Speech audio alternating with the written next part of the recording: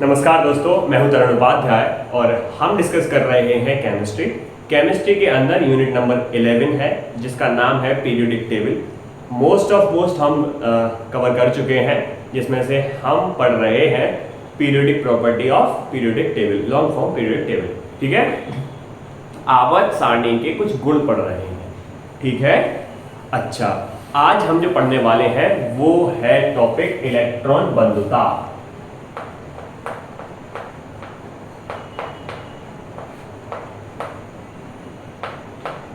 इसे इंग्लिश में कहते हैं इलेक्ट्रॉन एफिनिटी।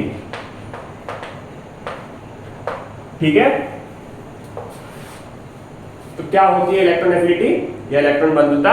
यानी इलेक्ट्रॉन को अट्रैक्ट करना। यानी कि मान लीजिए हमारे पास कोई एक न्यूट्रल गैसियस एटम है, ये हमारे पास न्यूट्रल कोई गैसियस एटम है, तो इसमें बाहर से कोई इलेक्ट्रॉन अंदर डालना पड़ जाए। समझ रहे हैं मेरी बात को?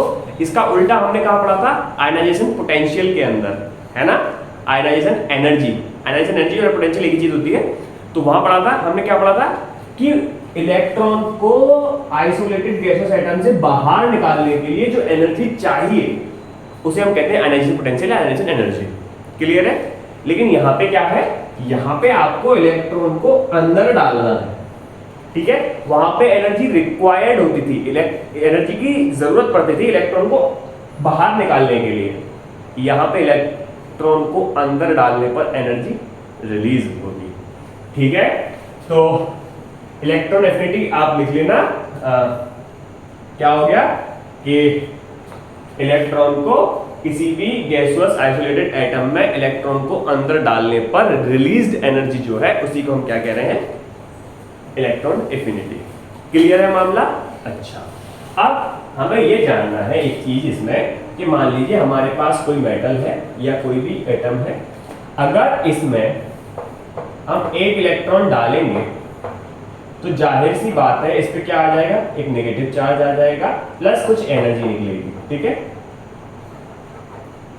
तो इसे कहते हैं फर्स्ट इलेक्ट्रॉन एफिनिटी।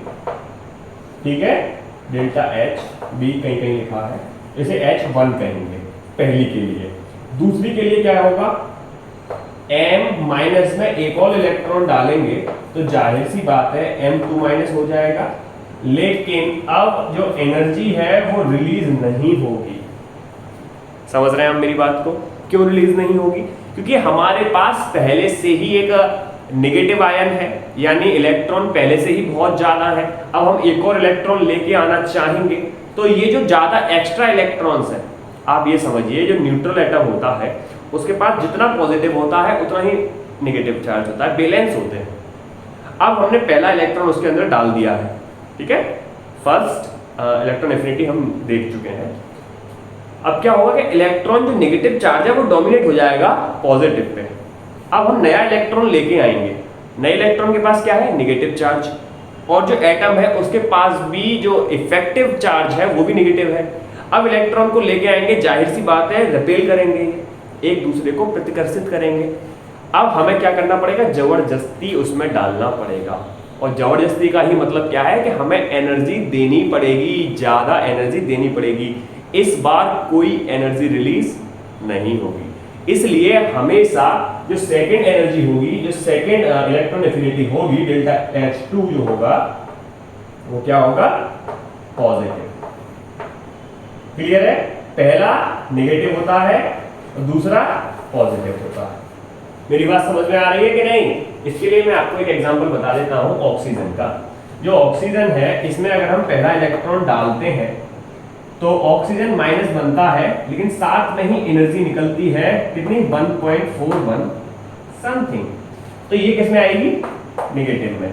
क्लियर है? अच्छा, लेकिन जैसे ही हम इसमें दूसरा इलेक्ट्रॉन डालते हैं, नेगेटिव प्लस 1 इलेक्ट्रॉन, दूसरा इलेक्ट्रॉन डालेंगे तो ये तो बन जाएगा, लेकिन इस बार हमें इलेक्ट्रॉन की जरूरत यानी एनर्जी की जरूरत पड़ेगी। तो जो एनर्जी आएगी वो आएगी पॉजिटिव में, वो आती है समथिंग 8.7। क्लियर है? क्लियर है? तो पहली किसमें आएगी? नेगेटिव, यानी एक्सोथर्मिक प्रोसेस हो रहा है, लेकिन दूसरी वाली एंडोथर्मिक प्रोसेस है, इसमें हमें एनर्जी देनी पड़ रही है, पहले में एनर्जी रिलीज होती है। क्लियर है? अच्छा, दूसरी बात ये है क्या कि ये जो इलेक्ट्रॉन एफिनिटी है, इलेक्ट्रॉन बंद होता है, जो एनर्जी रिलीज हो रही है उसकी यूनिट क्या है? तो इसकी यूनिट क्या है? किलो जूल पर मोल। किलो कैलोरी पर मोल भी लिख सकते हैं आप, है ना? किलो कैलोरी पर मोल या किलो जूल पर मोल। क्लियर है? अच्छा, अब हम इसके ट्रेंड को देखेंगे कि लेफ्ट से राइट जाने पे क्या होता है, ऊपर से नीचे जाने पे क्या होता है, और कुछ इसके अपवाद है, एक्सेप्शंस है, वो देखेंगे। फटाफट से आप इसका स्क्रीनशॉट ले लीजिए, फिर बढ़ते हैं आगे। आइए अब देखते हैं चेंजेस, यानी कैसे ये ट्रेंड करेंगे पीरियड में। पीरियड में क्या होता है? लेफ्ट से राइट जाने पर, left to right, left to right जाएंगे तो कैसे चेंज होगी इलेक्ट्रॉन एफिनिटी। देखो, हम जानते हैं जब हम लेफ्ट से राइट जाएंगे तो सेल तो बढ़ती नहीं है, सेल तो उतनी ही है, उतने ही में इलेक्ट्रॉन बढ़ते हैं, प्रोटॉन बढ़ते हैं, छोटा होता जाता है, यानी वहां पे कॉम्पैक्टाइटली बाउंड होता है। जब हम इलेक्ट्रॉन डालेंगे तो जाहिर सी बात है ज्यादा एनर्जी निकलेगी, है ना? पहली जो फर्स्ट आयनाइजेशन, फर्स्ट जो इलेक्ट्रॉन एफिनिटी है वो ज्यादा एनर्जी रिलीज करेगी। क्लियर है? अब क्योंकि हम जैसे जैसे आगे बढ़ते जा रहे हैं वो और टाइट होता जा रहा है, उतने ही साइज में, है ना? तो जाहिर है और ज्यादा एनर्जी रिलीज करता जाएगा। तो हम क्या जान गए कि लेफ्ट से राइट जाने पे जो इलेक्ट्रॉन एफिनिटी है वो क्या करेगी? इंक्रीज। इसे रख लेना कि लेफ्ट से राइट जाने पे क्या करती है? इंक्रीज करती है। ठीक है, लेकिन यहाँ पे एक प्रॉब्लम आ गई है। क्या प्रॉब्लम आ गई है कि जब हम सेकंड में आ जाते हैं, सेकंड पीरियड में हम आ जाते हैं, पहला तो हाइड्रोजन और हीलियम निकल जाते हैं, जो लिथियम से स्टार्ट होता है, लिथियम, बेरिलियम, बोरोन, कार्बन और नाइट्रोजन। जो नाइट्रोजन की हम बात करें, जो ये नाइट्रोजन है ये कितने पे आता है? 7 को अगर हम ब्रेक करें तो 1s2, 2s2 और 2p कितने आगे? 3। क्या कर रहा हूं ये? देखो, 2 इलेक्ट्रॉन इसमें, 2 इलेक्ट्रॉन इसमें, और इसमें कितने इलेक्ट्रॉन्स आ जाएंगे? 3। ठीक है, लेकिन देखो मैंने आपको पहले भी बता चुका हूं, मैं फिर से बता रहा हूं, हाफ फिल्ड और फुल फिल्ड जो ऑर्बिट होती हैं वो ज्यादा स्टेबल होती है। क्लियर है? हाफ फील्ड और फुल फील्ड जो ऑर्बिट होती हैं वो ज्यादा स्टेबल होती हैं, क्योंकि ये स्टेबल है। ठीक है, क्योंकि ये स्टेबल है। अब इसमें इलेक्ट्रॉन अगर हम डालेंगे तो जाहिर सी बात है हमें थोड़ी सी एनर्जी इसको देनी पड़ेगी, जबरदस्ती डालना पड़ेगा। थोड़ी सी एनर्जी की रिक्वायरमेंट हो गई, लेकिन जैसे ही इलेक्ट्रॉन इसके अंदर चले जाएगा थोड़ी सी एनर्जी रिलीज भी होगी। तो जो एनर्जी हमें मिली, गेन्ड एनर्जी जो है वो किसके बराबर हो जाती है? जो रिक्वायर्ड एनर्जी है।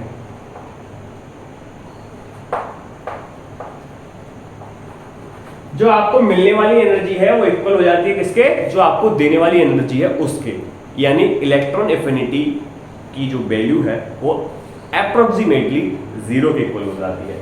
कितनी हो जाती है? 0। कायदे में क्या होना चाहिए? लेफ्ट से राइट जाने पर बढ़नी चाहिए, नाइट्रोजन पे और बढ़ जानी चाहिए, लेकिन नाइट्रोजन पे कितनी हो जाती है? 0। This is exception.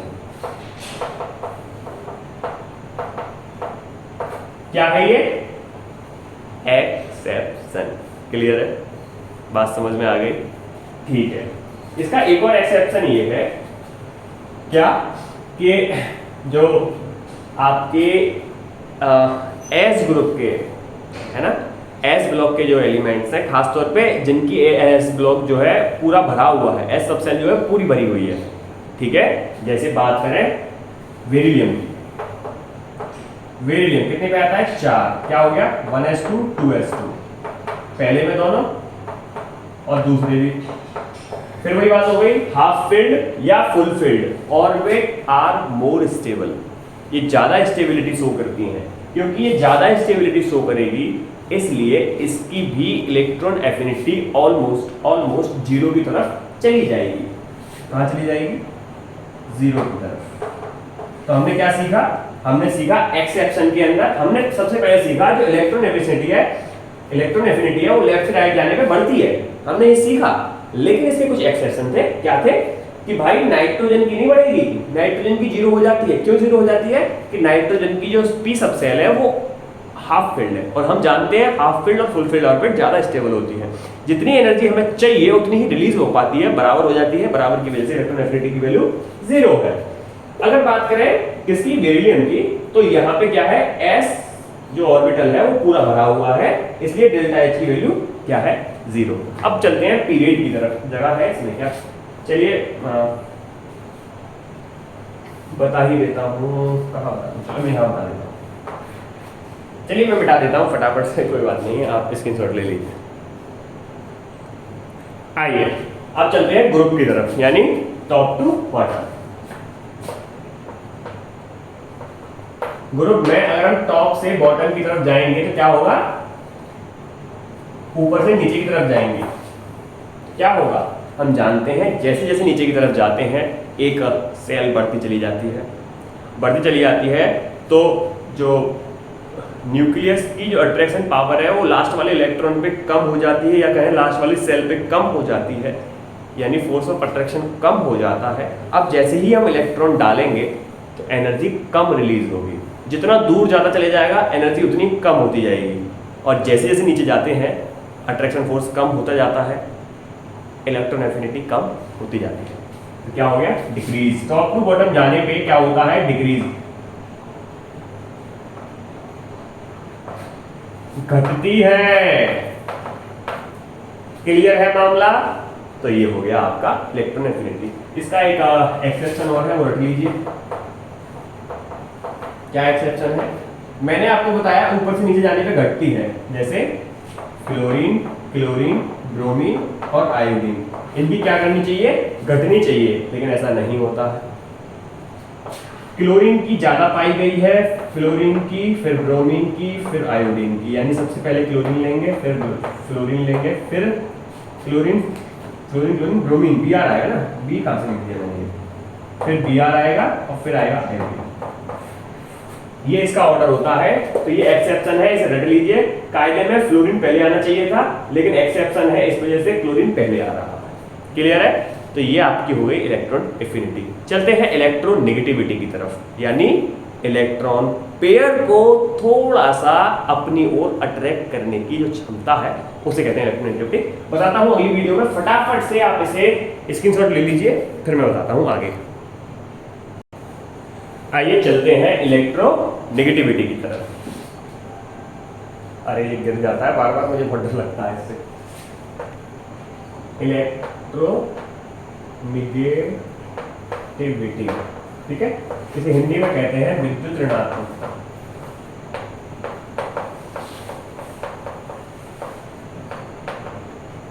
ठीक है, इलेक्ट्रोनेगेटिविटी होती क्या है? मान लो HCl है हमारे पास, ये बॉन्ड बनना होगा, बॉन्ड में दो इलेक्ट्रॉन्स भी होंगे, दोनों के एक एक शेयर्ड इलेक्ट्रॉन्स होंगे।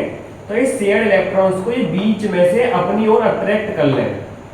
जो अट्रैक्ट कर लेगा उस पर पार्शियली नेगेटिव आ जाएगा, जो अट्रैक्शन से दूर होगा उस पर पार्शियली पॉजिटिव आ जाएगा। ये इधर क्यों गए? क्योंकि क्लोरीन की इलेक्ट्रोनेगेटिविटी हाइड्रोजन से ज्यादा होती है।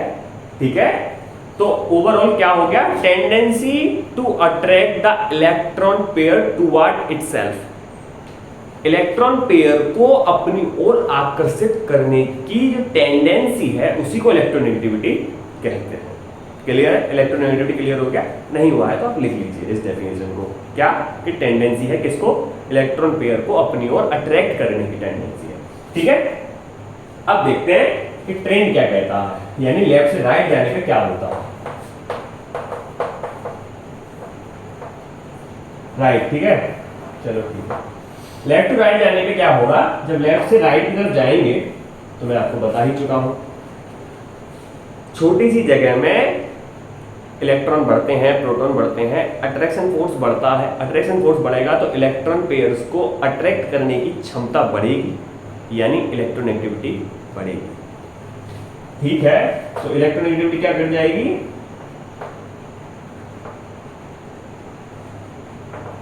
इंक्रीजेस। ठीक है, इंक्रीज कर जाएगी। लेकिन यहां पे एक एक्सेप्शन है। क्या एक्सेप्शन है कि हम जानते हैं लेफ्ट से राइट जाने पे बढ़ेगी, लेकिन जैसे ही हम 8th में यानी 0 वाले ग्रुप में पहुंच जाते हैं, जिनकी वैलेंसी 8 है, जिनके ऑक्टेट पूरा है, कौन से है वो, हीलियम, नियॉन, क्रिप्टन, जेडॉन, रेडॉन। हीलियम, नियॉन, क्रिप्टन, जेडॉन, रेडॉन जो है उनकी वैलेंसी पूरी है, उनका अष्टक पूरा हो चुका है, उन्हें ना इलेक्ट्रॉन चाहिए ना वो देंगे, वो पूरी तरह स्टेबल है कि नहीं, इसलिए उनकी इलेक्ट्रोनेगेटिविटी कितनी है, 0। तो आप लिख लीजिए क्या कि जो इनर्ट गैसेस हैं कितनी, 0 इलेक्ट्रोनेगेटिविटी लिख लेना। क्या है, इनर्ट गैसेस जो है हैज 0 इलेक्ट्रोनेगेटिविटी। कायदे में क्या है, होनी चाहिए, ज्यादा होनी चाहिए, क्योंकि लेफ्ट राइट जा रहा है, लेकिन ऐसा नहीं होता है, उनकी 0 होती है। अच्छा, टॉप टू बॉटम और देख लो, टॉप टू बॉटम यानी ऊपर से नीचे आने पे हम जानते ही हैं, अगर इधर से इधर बढ़ रही है तो इधर से इधर घटेगी, क्योंकि सेल की हर बार एक सेल बढ़ रही है, तो यहाँ पे लिख लो डिक्रीज। क्लियर है कि नहीं, इलेक्ट्रोनेगेटिविटी इधर से इधर जाने पे बढ़ती है, लेकिन इनर्ट गैसेस की 0 होती है, ऊपर से नीचे जाने पे घटती है। समाप्त होता है आपका इलेक्ट्रोनेगेटिविटी, यहीं पे छोटा सा है। इसके बाद एक चीज और बताऊं मैं आपको, इलेक्ट्रोनेगेटिविटी निकालने के लिए कभी कभी आ जाता है, तो वो लिख लीजिए। वैसे टीजीटी में तो मैंने कभी नहीं देखा है, लेकिन एक आध एग्जाम में मैंने देखा है, पूछ लेता है, उसे कहते हैं मोनिकल स्केल, मुलिकन्स स्केल।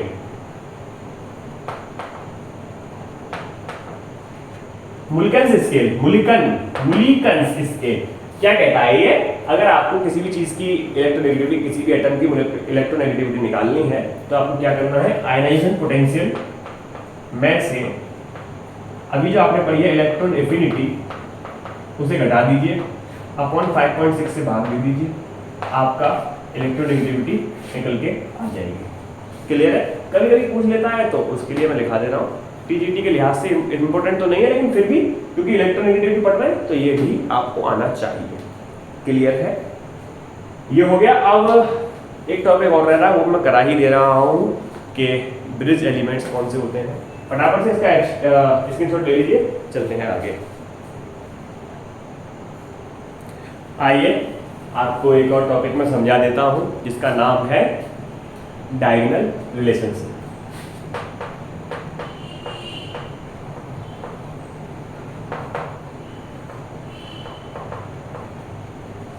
इसे हिंदी में कहते हैं विकर्ण संबंध।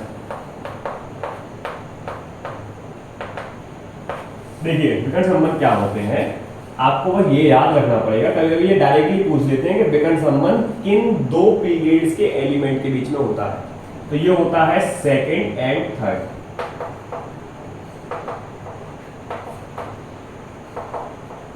ये याद रखना कि विकर्ण रिलेशनशिप यानी जो डायगोनल रिलेशनशिप है वो किसके बीच में होती है, सेकंड के पहले 3 और थर्ड के पहले को छोड़ के बाकी के 3, यानी पहले 3 लिखो, लिथियम, बेरिलियम, बोरॉन और कार्बन। कार्बन तो मैंने ऐसे लिख दिया है, अभी आप समझ जाएंगे क्यों लिखा है। ऐसे ही इसके लिखो, लिथियम के नीचे क्या, सोडियम, मैग्नीशियम, एल्यूमिनियम, कार्बन के नीचे सिलिकॉन। ठीक है, तो क्या होता है, ये सेकंड पीरियड के 3 एलिमेंट हैं, वो अपने से ही सेम कैरेक्टरिस्टिक शो करते हैं अगले वाले से। हम ये तो जानते हैं ना कि ये इसके साथ शो करेगा, क्योंकि भाई एक ही ग्रुप के हैं, सेम कैरेक्टरिस्टिक होंगी। लेकिन कुछ एलिमेंट ऐसे भी हैं कि अपने डायगोनली, इसका डायगोनल ये, इसका डायगोनल ये और इसका डायगोनल ये, इनसे सेम प्रॉपर्टी शो करते हैं कुछ मायने में। सारी प्रॉपर्टी सेम नहीं है, कुछ प्रॉपर्टी सेम है, इसलिए इन्हें क्या बोल रहे हैं, डायगोनल रिलेशनशिप, डायगोनल एलिमेंट। तो आपसे पूछ सकता है कि बताइए डायगोनल रिलेशनशिप किस किस के बीच होती है, किस किस के बीच होती है, सेकंड पीरियड और थर्ड पीरियड के बीच। कौन से 2 एलिमेंट डायगोनल रिलेशनशिप शो करेंगे, तो ये भी आपको याद रखिए, लिथियम मैग्नीशियम के साथ, बेरिलियम एल्यूमिनियम के साथ, बोरॉन सिलिकॉन के साथ, ये आपको पता होना चाहिए। क्लियर है, अगली चीज ये है क्या, एक कहां कहां अपनी प्रॉपर्टी शो कर सकते हैं सेम, तो इलेक्ट्रोनेगेटिविटी में, नंबर 2 इलेक्ट्रोपॉजिटिविटी में,